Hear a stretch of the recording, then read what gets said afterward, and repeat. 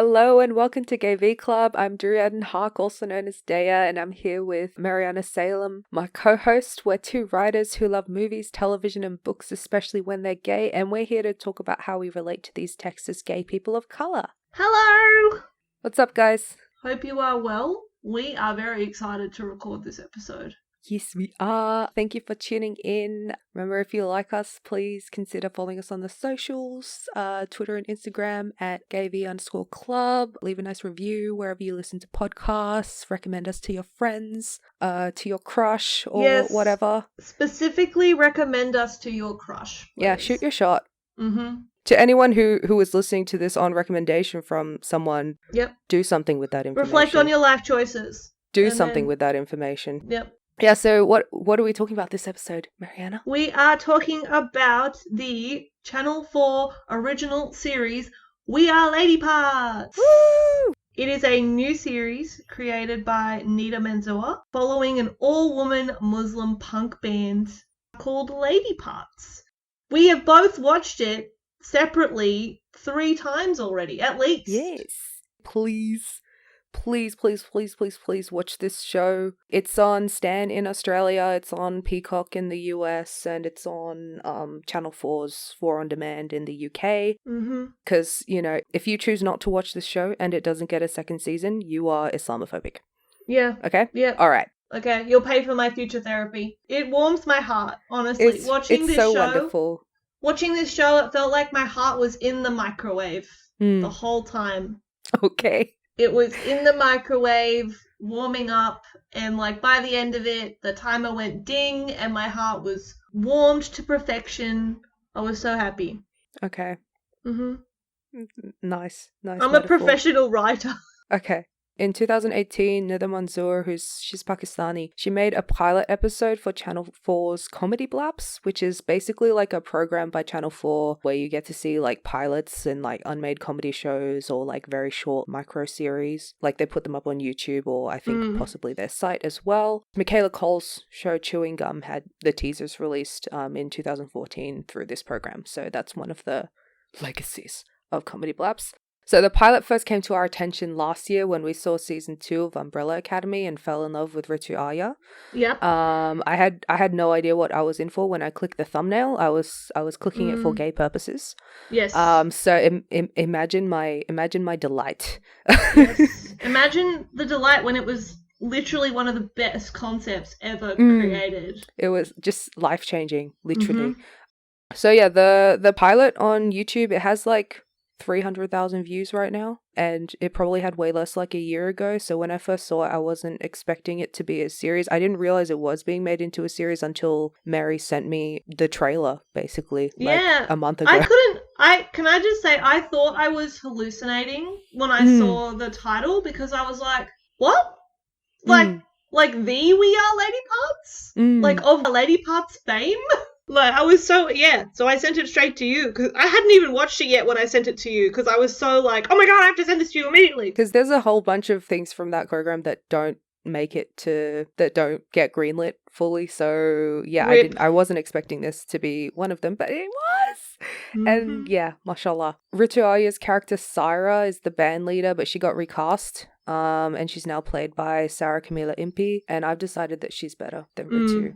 I've seen a lot of people be like, oh, why isn't this Ritu Arya? Yes, I was thinking that at first, but yeah. Also, Bisma, who was played by Daniel Vitalis, is now played by Faith Omole. Everyone involved in this show is just very talented. Something I love about British casting that I think, or at least British casting culture, for lack of a better word. Other than the nepotism, which is very much a thing. Something that I do like about it is that they're not as concerned with big names in Britain, at least particularly with Channel 4 shows. They're more who are the best people for this? I mean, it's Freeview. Which I yeah, they can't afford it. So they actually go out and look for people that can do the work that they need them to do. And I just love that. And everybody in this cast, like, they can sing. They're all such good actors. Like, I just love it. I love to see it. I love the fact that when I was looking up their IMDb's, there was either like one or two things or nothing, you know? Everyone in the main cast has a musical, like a musician background, except for Faith Omole, who like killed it anyway. Yeah. The main character is Amina. She's played by Anjana Vasan, and she's like comedy queen. Like, she's so good. She's so funny. She's a musician. Also, Sarah Camilla Impi is also in an indie band. The band manager is a niqabi named Momtaz, also known as Taz, played by Lucy Shorthouse, who has musical theatre. Quite a few. Yeah, she's got a musical theatre background. Apparently, she played the first Muslim character in a musical, which I was like, really? That's a very vague. In Everybody's Talking About Jamie. Oh. Yeah, well, and I'm like, is that really that like the first musical that has a Muslim? I don't know. Okay, whatever. And the beautiful Juliet Muhammad. She's an alternative musician who also goes by the name Azadi MP3. And she's the drummer Aisha. She's also my wife. Yeah, and we probably would have done an episode on this show anyway because we loved it so much, but we are vindicated and justified because Aisha is gay. She is very gay. She's a gay disaster. We love to see it. This show is kind of right up our alley because it's a new spin on the precarious girl trope, which we've talked about in our Fleabag and the Bisexual and Michaela Cole episode. Except this time, it's about 4 Muslim women. Yeah. They're just a wonderful sisterhood. Like, they're all Muslim, yes, but they're all from different backgrounds. Yeah, Nida Manzoor came up with this like as a reaction kind of to the sorts of shows that were being offered to her to write. So she was asked to write about like honor killings and like forced marriages and stuff, and she was like, is that what you think a Muslim story is? Like, is that what you think stories about Muslim women are? She set out to do something different. In this interview by Saved by Old Time, she said, I thought if I was going to look at this aspect of my identity, I'd want to do a show on Muslim women that's funny because that's so important, and it takes away your humanity when you're shown to not have any sense of humor, and all the Muslims I know are hilarious. And she wanted it to do it about music because she loves music. Oh yeah, Mary is an honorary Muslim. Yeah, I'm an honorary Muslim. TikTok thinks Mariana is a Muslim. Yeah, TikTok thinks I'm a Muslim. I think this in part started out because I would send like the funny Muslim TikToks to Duriadin, and then because the algorithm goes by like what you share and what you like, it just fed into it more that like, oh, okay, like this bitch loves Muslim content, we'll give them more. But then what started to happen was, because I would go deeper and deeper, like I now know many things. Muslim TikTok, very funny. I just want to say, it's very funny. I enjoy them greatly. And of course, just as a half Pakistani person that has grown up raised as an Ahmadi Muslim person, this was of course like amazing for me to see, because like Lady Part's they're an all-woman Muslim punk band. Obviously, like the premise of the show, it sounds like a gimmick. It's like contradictory, but I like that actually like it's really not, because punk is about non-conformity. Yes. And what's more non-conforming than being a Muslim woman in the West?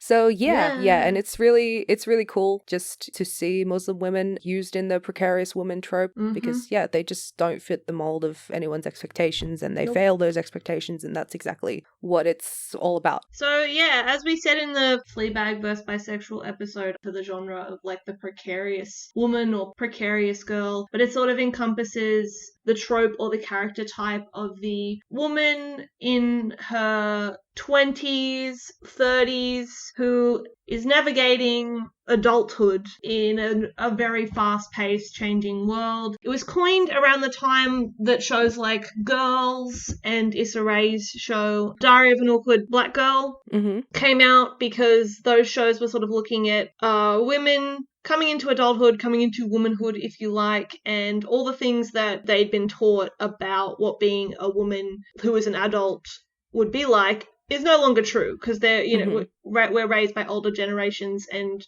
the world we live in is so different to the world they live in. And so the precarious woman, precarious girl, precarious person comes out of that idea of navigating a world where the expectations are quite are always changing, and are even different depending on where you are. Lots of shows like this, Search Party. I mean, you could even call like Friends back in the day, like it's an example of like precarious people. But it's just it's that genre of people in their 20s or 30s working stuff out. That's essentially the precarious person. Yeah. Amina, the main character, she's like the STEM version of Mary. Yes. If I was actually Muslim rather than just an honorary one and in STEM, like, this would be me, 100%. Even the point where she can play guitar, but she doesn't want to perform, me. I literally can play guitar and ukulele, and I don't want to perform. I don't want to do that. Yeah. Felt very called out, to be honest. Like, also, I just love that these people are like our age as well. Yes. These kinds of comedy shows that are like as wild as this one, like they always tend to be teenagers, you know, for instance, like take Dairy Girls, or Some Girls, things like that. But like I do like No, I love that do like too. that they're adults and they're messes and they're messy, and it's like, yeah, this is exactly what like, how it's going. When Amina starts singing that first song that she sings, you know, in her wardrobe. Oh yeah, with the sock guitar. puppets. And when she's singing like I'm lived my 26 years with no lovers, I was like, me. Like, it's so, like, I know that's stupid, but like when she was like, I'm 26, I was like, I'm 26. Like, that's me. And also just, I don't know, the fact that she still lives at home and she's like at uni doing things and writing, I was like, this, I feel very seen, and in a very nice way, like not in a condescending way, just in a like, oh, yes, finally, something where I can see my life. It's nice. Yeah, so all these women, they're from different cultures. So Amina and Saira, they're Pakistani or Indian. It's not really specified, but they're speaking Hindi/Urdu. Bisma, it's not specified for her either, but Faith Omole is Nigerian. Same with Aisha. Azadi is Iranian. I love the way that this show had like all these women, they had like different relationships to faith and their family and to love. I love how like Amina, the whole thing with Amina, you know, she wants a husband and she's going about her romantic life in a very halal way. But also I love that the show is like honest about her sexuality and like her horny impulses and everything. Like, it's so cute. The bit in the last episode, or not last episode, second to last episode maybe, where Aisha Hart's character is like, you wrote this because you were horny? Horny? She's like, how dare you? How dare you be horny? How dare they talk about Muslim women having like human experiences and impulses? How dare they? We're not allowed. That doesn't happen in real life, guys. No, just so you know. Like, doesn't happen at all. It's haram. Yeah, and also like, you know, Saira, she's very different from the other girls. She doesn't wear any kind of hijab. She's got tattoos. She's disconnected from her family. I also love like the way that this show had like different interpretations of Islam and like perceptions of what haram is, like in between different characters' family. Like, you know, the first scene where she's with her parents meeting with this guy, and they both had to be chaperoned with the parent because the guy insisted. Like, different views, like, so this guy's family, like, they consider music to be haram, and this is contested. And the parents are like, no, like they're like, no. what? What? What? Yeah, it is really awkward when you encounter like different kinds of Muslims and they believe different things or interpret Hadith or the Quran's different way. And like, Ramadan just finished and there were so many people being like, oh, did you listen to music today? That's like breaking your fast. And I'm like, is it? What? Yeah, mad respect to you if that's something that you're prepared to give up, but not all music is haram. That's just me and how I was raised. You know, like Amina's parents are they're pretty chill compared to like, you know, her friends, Noor, played by Aisha Hart, and also like of her suitors. We've got Aisha and her sexuality, and I just want to say I called it because I remember when you said like this show apparently gets gay in episode 4 or something. I was like, I bet it's Aisha. Aisha. Because I mean, I was hoping it was her. Because we both agreed that it was too obvious for it to be Saira. Yeah. But also, why not? Saira why couldn't it have been Aisha and Saira? They have moments. Saira is 100% a bisexual woman. If I've ever seen one in my life, which I have definitely seen one. Oh yeah, and you've also got Bisma. She's got a husband and a daughter. Oh, she's an artist, and like her Her artwork reminds me of Utopia. Yes, it reminded me of that too, actually. Your blood is your friend. 10 out of 10 would buy business comics. I just really loved seeing the solidarity that they have between them despite the cultural differences, because the way that Western society treats you is going to be the same regardless. Well, mostly the same. I love that there's no white people in this show. Not really. No, there isn't. Actually, I didn't think about that. Yeah, they're just like background extras, like Aisha's customers in the Uber and things like that. With Aisha's sexuality, I was advised that this show was gonna get gay in episode 4, and I told this to Mary, and we were like, yes, statistically. I mean, there's 5 of them. So. Yeah. Also, Aisha is in the show is Iraqi because her brother says, you know, when they're on the date with Amina and she says, "Where are you from?" Like, and he goes, "Oh, it's a really complicated question, isn't it? Where am I from? He goes, like, originally we're from Iraq. Like, he says that. Descended from Babylonian kings, no less. Yeah. Amina is so funny. She's so cute. She is. I love her. She's a romantic soul. I love that. I love that. And just, yeah, like I was saying, like, Anjana Vasan is so funny. Like, she can just, like, do a random pose or whatever and make you laugh. She has such expressive eyes. I love that. In relation to, like, Aisha's sexuality, I like that. Well, I mean, they don't really delve into it in a particularly complicated way. There's that arc with Zarina wanting to interview her about it, wanting her to go on record about it for a publication, and she just asks, like, do you mind if we don't go there? Because obviously being gay and Muslim is being gay and Muslim is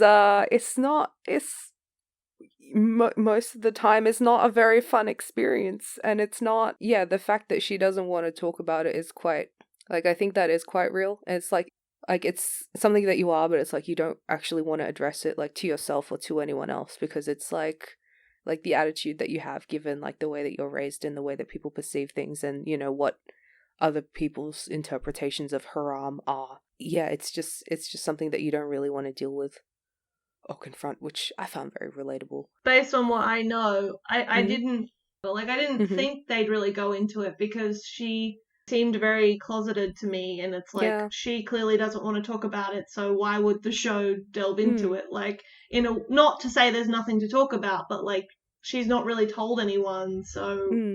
Yeah, I mean, I love that all her friends are accepting of it, of course.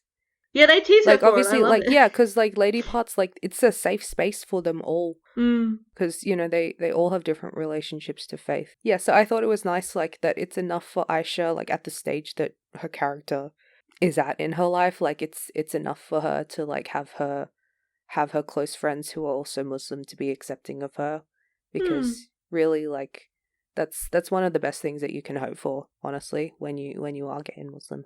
It's kind of interesting to me because Amina, like, she's straight, but because she's horny, like, her friends won't accept her. Like, don't accept her, like Noor and the galleys, the girlies. They're like, oh my god, you're horny, so we can't be friends with you. It's almost like this is crazy, but it's almost like Muslim women are all different, and like they're all like individuals and have different interpretations and feelings and experiences. That's crazy. I don't know if you know about that, but that was just okay, Mary. You know how women have minds, right? Yeah. Did you know that Muslim women have minds as well? Thank you, Nida Manzoor, for telling everyone this. We didn't know beforehand. But yeah, speaking of Amina's friends not accepting her. Amina's friends not accepting her for, you know, simply being, you know, a person. And like the way that they're worried. When Amina goes against the grain, they're worried about how it will make people look at them. Yeah. Which brings us to the discourse surrounding this show, which is whether it's bad Muslim representation or not. Because there's very limited representation of Muslims in popular media. The Muslim community is understandably very sensitive and very critical towards any portrayals that do exist. You know, which is totally understandable, because we're often portrayed as terrorists or like or as like people to be saved. Like, yeah, or as people to be saved, or as like oppressive people, like oppressive men and oppressed women. So it's totally understandable to be critical and cast a lot of scrutiny on the crumbs of Muslim representation that we get. But God, do you suck sometimes, guys? Like my brethren, my sisters, you suck sometimes. When the Lady Parts pilot was released online, like it was mostly positive, but there were also a lot of people who were really angry and called it like a mockery of Islam. And it's actually the only one of those Comedy Blabs videos that has the comments disabled on YouTube for this reason. shame.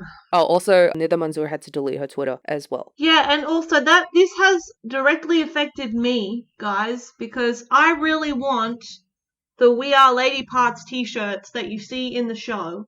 And I cannot contact Miss Nida Manzoor to be like, can I have one of these shirts, please, ma'am? I can't do that because she deleted her Twitter. Thanks for harassing a Muslim woman. Now we can't get a cool t-shirt. Yeah, now I can't get a cool t-shirt. This is obviously the biggest problem with that. That's why I'm obsessed with episode 5 and the way, like, Nida Manzoor's mind. Yes. She incorporated this kind of backlash into the show itself, and she kind of got ahead of the criticism that is happening right now on the Muslim Twitter, on the Muslim TikTok, etc. There's an Australian show, Why Are You Like This, that came out recently, and one of the characters is a bisexual Muslim woman. The way people have been criticizing that are brutal. For the most part, I do think those criticisms are quite unfair. This is exactly the same kind of thing that happens within the story of We Are Lady Parts and also in the way that some Muslim audiences are perceiving the show itself. There's this plotline with Zarina. Zarina is an influencer. Aisha falls in love with her. Which is, yeah, I don't know. I remember you were like quite shocked, like in this plotline when you were like, oh, she's a Jamila Jamil bitch. She's worse than Jamila Jamil. But I was like, no, I know where this is going. What she does is she is doing a feature on Lady Parts because they want to get some online exposure. She is one of the people that takes their concept as a gimmick and caricaturizes it. There's like so many sides to this issue, and that yes, the Muslim community is very critical of any kind of quote unquote rebellious type of Muslim representation or quote unquote bad Muslim representation, but there's also the fact that that like non-Muslims have like extremely limited preconceived notions on what Islam is. So they would rather believe that Lady Parts are rebelling against Islam than believe that their Islam gives them freedom to be. So this feature that's written about them, it's like, oh no, how can they be Muslim when they're like this? She hit the nail on the head with that because... And they're really angry, obviously, when this article released because, you know, they are Muslims and, like, they follow the 5 pillars of Islam. Like, only Allah can judge you, and yet Muslims still judge, which is really, really sad. You know, it happens within the show and also it happens outside of the show.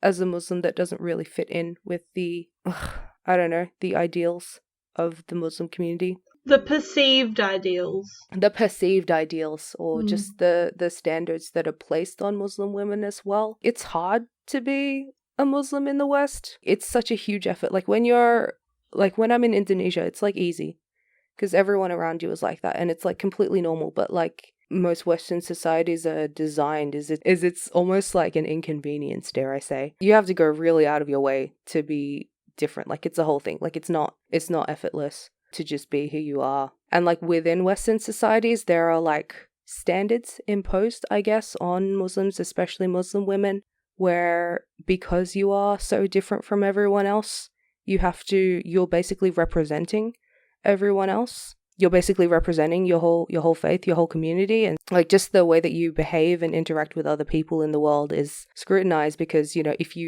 you're not like perceived to be like a good person, like a law-abiding citizen or whatever, or if you're not perceived to be like a pious person or whatever, if you don't seem to follow like taqwa or whatever, it's like that reflects badly on everyone else. And so that's another dimension to where the criticism of the show and the criticism within the show comes from.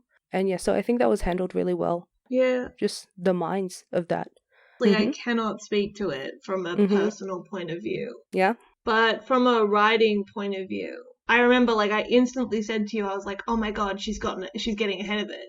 Like Nida Manzoor is getting ahead of it. Sometimes like putting critique, like meta critique in your show can like blow up in your face. You know, and I think a lot of the time when metacritique is put in things, it's usually just in the form of lampshading. So you usually just get like, for example, okay, I remember in the trailer for the Wreck-It Ralph movie, there was that bit where the little character, I don't know their names, where she was trapped in that room with all the Disney princesses. They ask her if she's a princess, and she doesn't answer, and they're like, she's like, how do I know I'm a princess? And they say all that stuff like, oh, have you been locked away in a castle? Like, oh, have you married a man you just met? And, you know, they list off all these, like, meta sort of commentaries all the of things. misogynist Disney tropes. Yeah, that has happened to Disney princesses. And her response is to be like, no, none of that stuff. Like, are you guys okay? Like, do I need to call somebody? And it's meant to be this sort of, oh, look at us, we're Disney, we're so self-aware. But the thing about, like, self-aware media is that sometimes it's just, like, showing you're self-aware isn't enough. Like, you have to actually be better. Usually metacritique, when I see it, is for the sake of just saying that you're aware of it kind of thing, which is why it's called lampshading. I mean, you see this a lot of the time in sitcoms. Sitcoms do it all the time. They'll have, like, a metacritique within it, but nothing will really change, and it won't really impact the story in any kind of meaningful way. So when I saw it like this, and the way that it was not just a commentary on the show itself, but as you say, like on a bigger scale of like the way Muslim women are held to this standard, the way it shapes the last episode of the show, you kind of realize the way that all that critique, like, yes, it was bad, but it kind of had to happen. And I can't help but wonder if We Are Lady Part was the only thingy on YouTube, like with the comedy blips or whatever it's called. If it was the only one that had its comments disabled, that makes me wonder, what if something happened very similar to what we see in the show itself, where, okay, yeah, there were probably lots of comments that were like, this is a joke, you're treating Islam like a joke. No, that is why the comments are disabled. Yeah, and so she is showing how, like, even from that level of critique, that much notoriety, even if it, you know, might be for the wrong reasons, can lead to good things, I suppose. And that's not saying that it's okay. Like, there's all these things that are happening when she did that metacritique that is so clever. That is so clever. And it's so realistic, too. It didn't feel like it was shoehorned in there. Yeah, because this is exactly what happens. Like, when Why You Like This went up on Netflix, Muslims were criticizing this show based on the fact that they did not want people to think that they do all the haram things that the character Mia does. So because I'd just seen all of that discourse transpire, Lady Parts was just like the perfect answer to all of that. There's a huge self-awareness displayed here on every single level, and as Muslim women in the West, you have to be extremely self-aware, because the way non-Muslims perceive you will be how they perceive other Muslim people, which is why the way other Muslims see you behave is so important to them, or at least why they make it their business. So, like, the characters in Lady Parts are being moderated at so many levels, by other Muslim women, by Muslim men, as well as Islamophobes and just non-Muslims who look at them as if they're victims. And, like, each aspect of their identities are going to seem contradictory from at least one of these perspectives, even though there's nothing contradictory about just being a person. It's still used to invalidate them. You see this with Bisma, who is a mother whose husband is the sole financial provider for their family. And this is used to invalidate her art and her music because she's supposedly, you know, a victim upholding traditional Muslim values. Like, you see this with Aisha, who doesn't want to speak about being gay because she knows that the Muslim community would invalidate her faith if they knew about her sexuality. And the fact that, like, her being afraid of this is twisted by Zarina to say that she's not really punk. She's just, like, a victim of homophobia from Islam. Also, not for nothing, you know, we don't really see Aisha interact with any kind of secular LGBT community. And then we've got Syra, she's not hijabi, she has tattoos, she's clearly been ostracized by her family for not meeting their expectations. Even the way Noor treats her at the engagement party, like, she is not really kind to her. And, like, that makes Zarina frame Syra's music as a response to being victimized by Islam again. Then, you know, with the way that Noor treats Amina, she's genuinely sorry for Amina and thinks that she's been led astray from her faith. And, like, even the way that Muslim men, like that guy that Noor tries to set her up with, decide to judge Amina and think, oh, she must be haram since she wrote a song about her feelings. Like, the way that Muslim men think that they can judge and treat Muslim women once they can see that these Muslim women don't meet their standards is horrendous. So I just, like, on all these different levels, people are looking at lady parts and thinking, how can you still be Muslim when all of this happens to you? Or they're saying, how dare you call yourself Muslim when this is who you are? So yeah, I think this show has so brilliantly captured all of this complexity, and I'm just blown away by it. Yeah, I'm just blown away by it. Anyways, Mary, would you like to talk about the fashion in this show? Yes, I love this.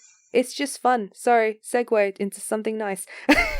As I repeatedly said, I'm not Muslim. I'm an honorary Muslim only in the sense that I guess I spend a lot of time with Durian, and I also TikTok thinks I'm a Muslim, so I guess that means the Chinese. You live a pretty halal existence as well. I do live a pretty halal existence. Like the only thing is, like, I do eat pork, but like I could give it up. Like I'm not married to it. Like you just gotta get the 5 pillars down, and that's it, really. Like, I could get married a pledge, easy. Even though I am not Muslim, I have always loved like hijabi fashion, and I loved watching this show and seeing like all the different scarves. And like Bisma, like the way she wears her scarf, I love that. I love Amina's, all her like very bright coloured ones. Noor, like her fashion, a fashion beautiful. Queen. I just love her outfits. Modesty chic. So beautiful. But when Noor says to Amina, like, don't wear your red scarf because it brings out your shame. Like, oh man. Like, I don't know if I'm allowed to laugh at that, but like, I think that is like the funniest line I've ever heard. Pretty funny, yeah. And then, I love in the last episode, she's wearing the red one. I love that. But no, I loved looking at all the scarves and all the fashion. I love women. Women are great. I love women. Moral of the story. Oh, even Noor's wedding dress is stunning. Oh, that was so pretty. She's so pretty. Just generally, in terms of colour, as everybody knows, I love colourful things. I love the design of this show. Like, I love how bright it is. I like how kind of every character has like a colour palette to them, and you see them wear like certain colours, and I love that there were so many times where I could tell that they deliberately put things on the set to like brighten up the shot and make it look really colourful. And I love the sequences where Amina is singing and, you know, her wardrobe moves and all these, there are puppets. All the dolly shots and stuff of Amina singing are great. Are beautiful. Or like when she does the guitar solo and there's like a single spotlight and there's all this like paper flying around and stuff. Yes! And like I love the visual comedy and just the, I don't know, just the visuals in this show, like I don't know what do you call it? Like the imaginary. I would just call them like the visions, I guess. Yeah, like the romantic visions in the show. I remember like in the first meeting, like in Amina's imagination, he like rips off his clothing and he's like a full on Dothraki and there's like, you know, sand and wind and, you know, Prince of Persia-ish. Yes. And like I remember seeing that and I was like, this budget. Yes. And I was just very excited by that. And, you know, like in the like at the end credit of the first episode and they play All the Small Things by Blink-182, I was like, this budget. Like they gave them money to do something. They gave them money to They gave them money for some songwrites and for some beautiful visuals. The contrast even in the sequence where they go to that pub. The contrast, like the amount of colours that they're wearing, like they all look so colourful, and like everyone in the pub is dressed like very like monochromatically greys and blacks, and the pub itself doesn't have much colour to it. Like it looks like a very dull by the numbers pub, and yeah, I just love that. I love how vibrant their world is. And loud and beautiful and luscious and rainbow or whatever. I was just about to say, like, I love shows, like, I love when shows, do production design, approach it from sort of a perspective way. Like, this is not just, like, the characters, like, the world that they are living in. This is the world that they see. We are looking from their point of view and how they see the world. And I just think that that's really lovely. With the visions and stuff, I especially love that. You don't see that kind of thing done a lot in TV. It's mostly done in movies. The only other show where that trope is regularly used in the sort of... Yeah, it's Jane the Virgin. And I was so happy, like, when it started happening, because I realized, like, oh, it's been so long since I've seen, like, something fun like that. Because, in Jane the Virgin, like, she always does that too. She has, like, those the whole telenovela scenes in the her head. telenovela, like, imaginary scenarios, and there's, like, every time her and, like, Raph kiss, there's, like, petals everywhere, and, like, like, the melodrama, but it's not too... Like, it's not even necessarily done for comedy. It's done just because, like, this is how the characters see it. And it comes through in concept, too. I love when Amina is dating in episode 5 or so 6. Oh, the last episode. The last episode where she's trying to date again, and she imagines it like a game show. So it's not just in the way she sees the world. It's like it's using it to show how she feels. Where a bunch of random bystanders will determine whether Amina is worthy of love. Yeah. Oh, I loved it. Like, the vision of this show is so strong, and I love that. I love that for us as viewers too. Yeah. This is so much fun. Even though I don't relate to all of it, but being, like, Arab and from an Arab family, like, culturally there are a lot of, like, similar things, like in the way that, like, the families talk to each other and things like that. And I love Aisha. Like, the relationship between her and her brother is exactly like mine with my brother. Like, I showed John, my little brother, I showed him We Are Lady Parts, and when it got to the scene where, I know you got me and used my intestines as a skipping rope. That one? No, it's in the bit before that where she's like, knock, bitch, and he's like, I did, bitch. Like, that is actually, my brother and I have absolutely said that to one another. Like, yeah, I loved the little scene between Taz and her nan. When she's like, did you record Bake Off? She's like, the thing was full. The box was full. As someone who often watches shows like this, and I also love things about music, so I tend to watch a lot of things about music. When you watch things about music, or things about bands rather, that are like this, there's usually a point where a character can't be in the band for some reason, whatever reason. And I knew it would come eventually, like with Amina, like there would be something, like because of her vomiting proclivities, there would probably be a point where she's like, oh, I can't do this. And normally when you're watching shows, when you watch those shows, everyone's really mean to them. Like when they can't do something, like it's like, oh, I'm too nervous or I'm too sad, and so I can't do this thing, and they're all like, oh, well, screw you then, like screw you, and it's usually up to that individual character to like come crawling back, like it's usually up to them to do it, and it was so comforting to see like, yeah, okay, she messed up the audition, but they were still like, if you're still serious about this, like we can get you through it, you know, like they actually help her. They actually lift each help other her. up, and, sisters. Yes. Yeah. And something my brother even, like, observed when we were watching it together, he was like, that's because, like, we are taught to, like, help each other. You know, we're not taught, like, you know, oh... It's not so individualist because you got to stick together. Like, that's... Yeah, and it's like your family found or otherwise, like, you have to help them when they're down, not kick them when they're down. And yeah, I think that's a culture like to this show that is that's not seen a lot, in that it is very very much treated like a collective. It's more of an ensemble show, I'd argue, than a lot of quote unquote ensemble shows actually are, because the characters actually do feel like an ensemble and do treat each other like a family, and it's really lovely. Like, every time I thought, oh, they're probably gonna, like, abandon each other now, or they're gonna get, like, you know, they're gonna kick her out of the band. Like, they didn't. Because they don't think like that. They weren't raised that way to think that way. I guess that's why, like, the emotional impact of, like, you know, the end of episode 5 and stuff. Like, when that does happen, it is devastating.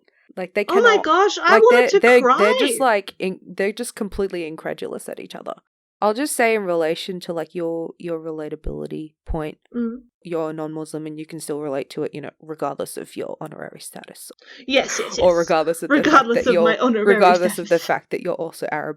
Like, a lot of the Precarious Woman TV shows that have been really popular over the last decade or so, whatever, you know, like New Girl and Fleabag, etc., they're always valued on how relatable they are to people. And, you know, there's that whole discourse of, oh, which kind of woman gets to be relatable, etc. So like, I'm really grateful to this show for being like specific to my experiences. Like, there was a lot of stuff that, like, I don't know, as I was watching with you for the first time, there was like moments where I was like very silently trying to cry Oh. without you noticing, like even if it wasn't a particularly sad part. You should know that you can cry in front of me. Yeah, I know. I just didn't want to anyway. Okay, that's fine. But yeah, just I think regardless of like how specific it is to me or you, like I think something wonderful is that by portraying these Muslim women as just, you know, regular people with regular desires and frustrations, like it can be relatable to anyone. Mm-hmm. And it shows, you know, there is no like kind of every woman and like on, you know, we're all just people in the end, you know, we're all just human beings, citizens of planet Earth, etc. Yeah. And I would love if more non-Muslims were just in general like better educated on Islam and like were able to gain education and understanding of Islam from like non-entertainment based sources. But yeah, I think this series is just really excellent at humanizing the Muslim experience anyways. I have never seen and I watch a lot of stuff. But I've never seen a character who wears a niqab. I don't think I've ever seen one with a speaking role in any of the media that I've ever watched. And to see Taz, even for me, and I know you said, I know you said like, glory. I know you said like not for like education purposes, but and I'm not like viewing it that way, but I was just like, this is the first time and I'm someone who watches a lot of stuff, but this is the first time that I have watched something, at least something like that's a piece of Western media that has are they called like niqabis? Can you call them that? Yeah, you can say niqabi. It's the first time I've seen one with a speaking role and just living life. I've never seen that. I love Taz. She's probably like if I had to rank them, she'd definitely be like in the top 3. Purely for that moment where she sits up like out of the shadows. She's excellent. And also like I love that, you know, with Taz there's no like, you know, face reveal or anything like that. No. Like it's, you know, that's not like women that choose to wear niqab in public, like it's because it's their business. Yeah. Like the way that they look is none of your business, so it shouldn't it shouldn't matter. Like oh my god, I'm just thinking now back to like one time at my old job, for some reason, like I wasn't dressed in a particularly Muslim way or whatever. I was just wearing like a dress and cardigan and whatever, and I was selling perfume. It was during that job, and like some guy that I was selling perfume to, he just struck up a conversation. First of all, he was just like, don't you think like Muslim women like look like ninjas? And I was and I was like, you think I look like a ninja? And he's like, oh, I didn't realize you were. Sorry. But yeah, and then, because like I wanted my commission, so I kept the conversation going, obviously. Yes. And he was just like, yeah, I mean, the thing that's so sad about Muslim women, like, you know, and like covering themselves is like, you know, they could be so beautiful and they just hide that from the world. Oh my gosh, like, you entitled bitch. What makes you think you're in, you know, I'd lost the sale. I knew I'd lost the sale at this point. He wasn't going to buy shit. So I was like, what makes you think you're entitled to that beauty? Like, what makes you think it's any of your business? Why do they owe you that? No. Like, they decided, you know, obviously, you know, there's contexts and cultures and situations where wearing head coverings in Islam, like, it can be like a form of oppression on women. But there are also, you know, even more instances where it is a choice made by women, and it's supposed to be a choice made by women. And I would argue that probably more often than not, it is a choice. Yeah, more often than not, it is a choice. And it can sometimes be a difficult choice, but it's a choice because no woman owes that to anyone. No woman owes their face, owes their hair, or anything like that. It's their business what they decide to do. It's interesting. It's quite interesting. Does other headgear scare you too? Yeah. It's also quite interesting that people like praised Billie Eilish for walking around in like her tracksuit pants and her big baggy jumpers and stuff, because she didn't want people to perceive her body. And people were like, "Oh wow, what a power queen," etc. But it's odd, like why do you think it is that when Muslim women do the exact same thing? Dude, no, not even, forget Billie Eilish, like, all love to her. But, like, for instance, even throughout this pandemic, and people talking about how they actually love, you know, like, wearing a mask because they don't like to be perceived and stuff. It's like, oh, really? You're realizing how great this is now? Niqabis are like, bish, we've been living. We knew. We knew. So yeah, I love that about Taz and about this whole thing. When she says like that she loves wearing it too, she actually says that. Yeah, and she's just like, you know, it helps me feel closer to God. That's wonderful. And like the show doesn't even like, you know, even when she's at home and stuff, even when she's not wearing it, like it doesn't show her face. It only shows parts of her face. Shows what you'd see in the niqab anyway, like her eyes. Yeah. And also, I just love that song that Aisha wrote, Voldemort Under My Headscarf, about that, and where they're like, does other headgear scare you too? It's like, say that. Oh my gosh, I'm obsessed with the fish and chips. The fish and chips song is so good. Broken Body Empire, Rachel on MTV. I love it. Bashir with a good beard, also iconic. And also their cover of 9 to 5. Yes! Excellent. There's a scene in episode 3 where they're driving out to the countryside and they're listening to Toxicity by System of a Down. And like Aisha and Syra are like screaming out the lyrics to each other, and it's only like a 3-second moment, but like I really wanted like a full cover of them doing that song because it sounded so great. Season 2, put it out in the universe. I know, but yeah, everything about this show just slaps. We talked about the visuals, we talked about, you know, just the thematic concepts and stuff, but yeah, the music is excellent. You can really tell that the one, so she loves music. Everyone is and it's just everyone involved is so talented, and it's great. It's great. If anyone from We Are Lady Parts listens to this, I just want to say, number 1, thank you. Number 2, great work. And number 3, please, I'm begging you, can I please have one of the shirts that is being sold at the gig in episode 6? Yeah. I'm a size medium to large. Let's just say large, and, you know, because sizing is stupid. Please, if anyone can hear me who is involved with We Are Lady Parts, I need one of those shirts. Also, Juliet Mohammed, if you're listening, will you be my wife? Yeah. I will be a good spouse. I swear. If there is a second season, which, you know, remember, there should be a second season. Watch it, or you're Islamophobic. What would you like to see? Yeah, I want to see a Toxicity cover. I want to see Aisha get a girlfriend that's actually nice. You know, maybe it can be Syra. You know that scene in the first episode where Aisha like stands up and you see how tall she is for the first time, and they're like head to head with each other. We were both like, time. Whoa. Fellas, what else would you like to see? I really love the romance with Amina and That's what I was gonna say. What's his name? Asan. Yeah, with Amina and Asan. It's really cute. Just the halal romance of it all is adorable. It's adorable. Like even like when Aisha was dating Zarina, and just like the way that was presented was really nice.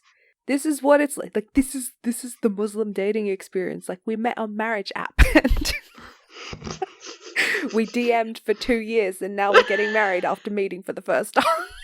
In terms of the music, I think this show has come at a really great time, because we have seen pop punk make a very big comeback in the last year, 2 years. I mean, pop punk never really went away. Like, I'm a huge fan of that genre, and, you know, there's still people still been pop punking, okay? A lot of people think, like, My Chemical Romance, like, broke up back in, like, 2013 or whatever it was, and, like, pop punk disappeared forever. It didn't. There were plenty of bands still coming up, and there are a lot of great bands, like one of my favorite one being Meet Me at the Altar, which is like a group of queer black women. They have a great sound. A lot of people compare them to Paramore, but I don't know. I don't see the point in that. The pop punk genre is getting a comeback. A lot of people have said that, like, there's some song on Olivia Rodrigo's albums that have that influence, but you can also hear it in any song that Travis Barker has collaborated on in the last 5 years. I think that man is on a one-man mission to single-handedly bring pop punk back into the mainstream. He collaborated with Machine Gun Kelly for his album Tickets to My Downfall. Willow's new stuff is because of a collaboration with Travis Barker. And even like Halsey has done some collaboration with him and written some like pop punk songs with him. And yeah, I just think that what we're seeing is what you always see with like pop culture, which is that the people that grew up with the pop culture of, you know, 15 to 20 years ago are now creating stuff. And because a lot of us 15 years ago, 10 years ago were growing up with pop punk, you're now just seeing the natural resurgence of that in artists that grew up with it and are recreating it in their own work. And I think because of all of that, because of the resurgence and the, interest in punk again, We Are Lady Parts has come musically has come at a perfect time as well. Like perfect time for them to come around, because honestly, like, any of these songs I can imagine like being played on the radio, like, or whatever, or being like added to Spotify playlists. Because I was a bit kind of worried that while this show was like great in concept and the actors were great, I was kind of worried that the songs would be shit, because it is a show about music. I didn't want to watch a show about music where, like, it's really great except for the music part. Yeah, but that's true. No, the songs slap. Yeah, they have like some of them have like very similar structures to each other, but they still slap anyway. Nida Manzoor, she said that she wrote them with her sisters. I love that. Yeah, I love that. I love that. On the third or second time that I watched this with my dad. My dad is very similar to Amina's dad. When we were watching it, I was thinking, like, this is literally your dad. Like, yeah. But yeah, he enjoyed it so much. But like something, obviously created by Nida Manzoor comes up every single time that the show opens and, when the credits roll and stuff. And each time my dad's like, hey, Nida. Because Nida is also my little brother's name. It means voice. Like, it means the call in Arabic, I believe. But in Urdu, it means voice. And there's an interview with Nida Manzoor when she says, We Are Lady Parts. It's primarily about like finding your voice. And that's, the whole thing about the band and like the fact that they are kind of like minorities within a minority and wanting to speak out and like represent themselves and like, and they are able to finally connect with fans who are like younger versions of them. And even like the thing with, Amina and her stage fright and like the way that Syra and the rest of the band like help her to get over that and like actually work with her, taking her to the poetry night and things like that. That's really sweet. The show is about finding your voice, and I just, Nida Manzoor, if you're listening to this, thank you for this really corny, but thank you for using your voice. Yeah, thank you. We love you. I'm just trying to think if I have anything left to say. And all I do have left to say is please, please legally stream this show. Or watch this show. Yeah. Because I need another season of this show. The world needs another season of this show. Yeah, stream it. Yeah, watch it. Love it. Okay. All right. We're good. Thank you for listening. Thank you, guys. Bye. Thank you. Bye-bye. Bye. Thank you. Bye-bye. Bye. Thank you. Bye-bye.